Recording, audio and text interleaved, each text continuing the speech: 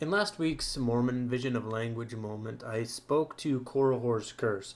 Talked about how Korihor had gone about preaching words, and how he was perverting the ways of the Lord, and how he had allowed Satan, how allowed Lucifer to tutor his tongue, and that eventually that led to his downfall, his destruction, that he was trampled as he went among the Zoramites. Now, the Zoramites, they were dissenters from the Nephites. They had once been taught the truth, but they were also perverting the ways of the Lord. They had fallen into a false system of worship. They had left behind the truth, left behind the words of God. And now Alma, when he realized this, we learn that his heart began to sicken because of the iniquity of his people.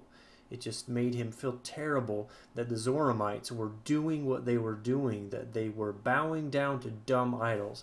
Now I find that an interesting adjective there, to modify idols. It says dumb idols. Now these idols, they could not speak. They could not interact with the people.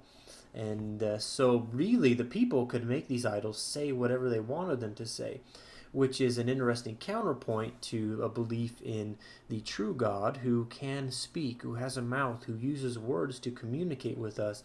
We use words to communicate with him. It's an interaction. It's a communion. Now they had perverted this way of communion, this interaction between God and his people, and that made, obviously, Alma pretty sad. So he decided to go among the people, in part because he feared that the Zoramites would enter into a correspondence with the Lamanites, that they would begin interacting, that they would have verbal, social intercourse with the Lamanites, that they would begin and that they would bring the Lamanites against the Nephites. We learn this in verse 4 of Alma chapter 31, where Mormon says, "The Nephites greatly feared that the Zoramites would enter into a correspondence with the Lamanites, and that it would be the means of great loss on the part of the Nephites. Now it would destroy or bring great peril to Nephite civilization, and not allowing them to worship as they pleased, not allowing them to live as they chose to live." So Alma thought that he should do something about this. Now here's what he did. Mormon says this, "And now, as the preaching of the word had a great tendency to lead the people to do that which was just, yea, it had had more powerful effect upon the minds of the people than the sword or anything else which had happened unto them. Therefore Alma thought it was expedient that they should try the virtue of the word of God." Now the they here is Alma and company. He had his brother, or the sons of Mosiah, with him, and some others. But this was the they, and they had decided to go preach the word, because the preaching of the word, this is a communal act. The people gather together. Again, we interact. The preacher and the people interact with one another. They share words. They share experiences. They give and they receive of their presence to one another. So this is an important thing to keep in mind about the power of preaching. And when we sit in sacrament meeting, this is something maybe the listener drifts off. The preacher, the teacher, the speaker at the podium hasn't put in much effort, and it can be a difficult thing. But if we are giving and receiving language, giving and receiving words by the power of the Spirit to each other, if we have allowed God to tutor our tongues and our ears, then it can have a great influence on us. Just as happened with Enoch. He became a great influence because he preached with fervor, with passion, and he influenced the people greatly that way. Now, the preaching of the word, Mormon points out, had a more powerful effect upon the minds of the people than the sword or anything else which had happened unto them.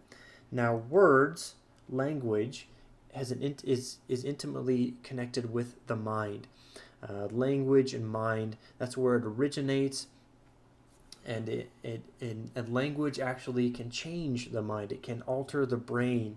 It can change neurons. The neurons that fire together, they wire together. Stories can make us feel and think differently. They can alter the neural pathways in our mind. So there is a really strong connection between language and narrative and the brain, the workings of the brain. Now, I think this is something that Mormon intuitively understood, that preaching to people could have greater power than the sword, than the threat of violence, or violence itself, or any attempts to control outside of persuasion by language. Now, this is something that they intuitively understood. I was having a conversation the other day with a dear friend about words, about language and language evolution. Now, whether or not you believe in the evolutionary narrative, there are powerful things to learn about the connection between language and the mind in the studies of people who study the language evolution, how language came about, how it originated in the mind. And my dear friend pointed out to me something from the writings of Julian Jaynes in his book titled "The Breakdown of The Origins of Consciousness and the Breakdown of the Bicameral Mind." Now, speaking about the evolution of language, here's what Jaynes says.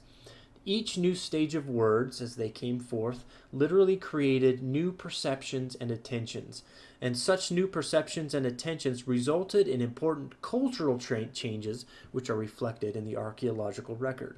So language changed the way people interacted with each other.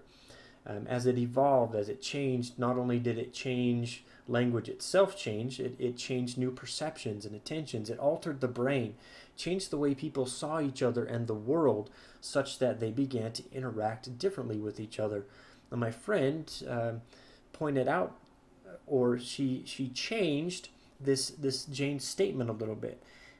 She says here, Jaynes speaks to adaptations that occurred over thousands of years. However, I think that high rates of change can occur over an individual's lifetime, as words literally create new perceptions and attentions, and such new perceptions and attentions result in changes in a person's behavior. And then, so she altered Jaynes' word that way, and then she added this. Actually, the whole world seems to become more responsive and alive as a person alters her manners of expression. So as we change the ways we use language, as we change the ways we think about language and expression, change the ways we interact with other people and with the world, it literally can change the way that we view the world. It can alter our perception. The world becomes more responsive and alive to us. Now, I think this was something that Mormon intuitively understood because this is how God works with language. Uses it to change minds, to think, or to encourage people to think differently by changing their manners of expression. So keep that in mind, that there is an intimate connection between language and the brain, that we can literally alter perceptions and attentions of others. We can influence them deeply with powerful language. So keep that in mind as we continue throughout the rest of the semester.